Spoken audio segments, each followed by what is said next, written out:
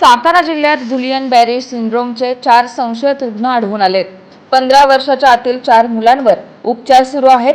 साताऱ्यातील शासकीय रुग्णालयात 2, खासगी रुग्णालयात 1, कराडच्या कृष्णा रुग्णालयात 1. चारही मुलांची प्रकृती व्यवस्थित असल्याची माहिती आरोग्य अधिकाऱ्यांनी दिली आहे. प्रयोगशाळेतील वैद्यकीय तपासणीनंतर जीबीएसचे निदान स्पष्ट होणार आहे.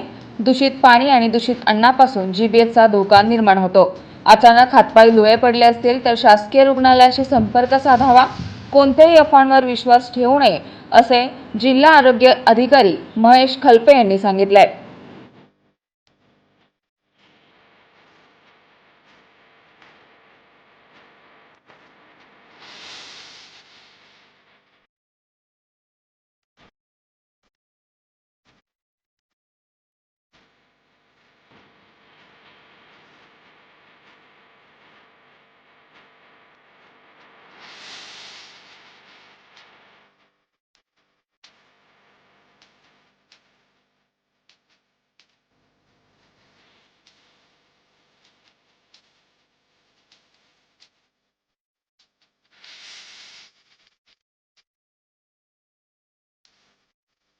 बाकी जिल्ह्यांमध्ये आपल्या सातारा जिल्ह्याची काय नेमकी परिस्थिती आहे? सातारा जिल्ह्यामध्ये 4 अॅक्यूट प्रोग्रेसिव्ह ऑन्सेट ऑफ विकनेसचे रुग्ण सापडलेले आहेत. ही सर्व लहान मुलं आहेत जी 15 वर्षाच्या आतली आहेत आणि ह्या 4ही मुलांना आपण 2 मुलं शासकीय रुग्णालयात, 1 खासगी रुग्णालयात आणि 1 Krishna institute of medical science Karad या ठिकाणी दाखल आहेत. ह्या 4ही मुलांची प्रकृती सध्या चांगली आहे. त्यांच्या प्रयोगशाळा तपासण्या आणि वैद्यकीय तपासण्या सध्या चालू आहेत. त्यांचा अंतिम निष्कर्ष आल्याशिवाय आपण हे रुग्ण जीबीएसचे आहेत असं म्हणू शकत नाही आणि त्यांचा रिपोर्ट आल्यानंतरच आपल्याला त्याबाबत खात्रीनं बोलता येईल.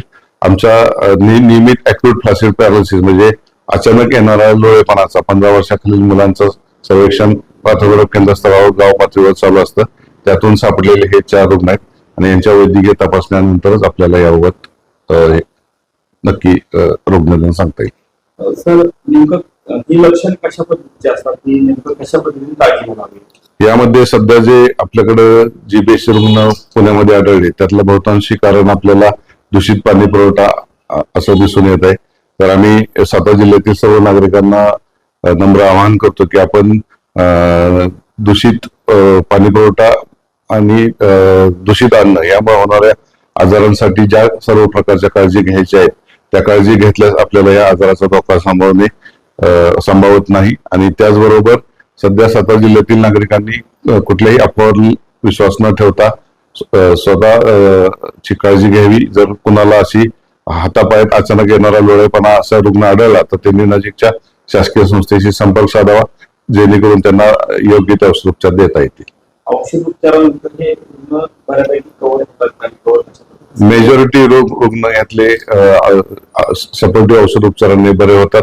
काही रुग्णांना आयसीयू मध्ये किंवा इम्युनोथेरपीची गरज पडते किंवा व्हेंटिलेटरची गरज पडते. त्या सर्व सुविधा आता सद्यस्थितीत सातारा जिल्ह्यामध्ये मुबलक प्रमाणात उपलब्ध आहेत. साधारणतः वयोमर्यादा शासन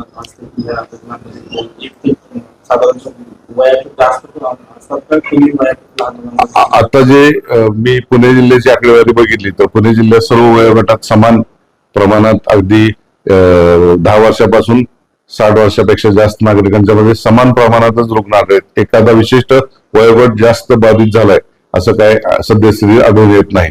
परंतु सातारा जिल्ह्यात तर ही सगळी मुलं आहेत ती 15 वर्षाच्या आतली आहेत.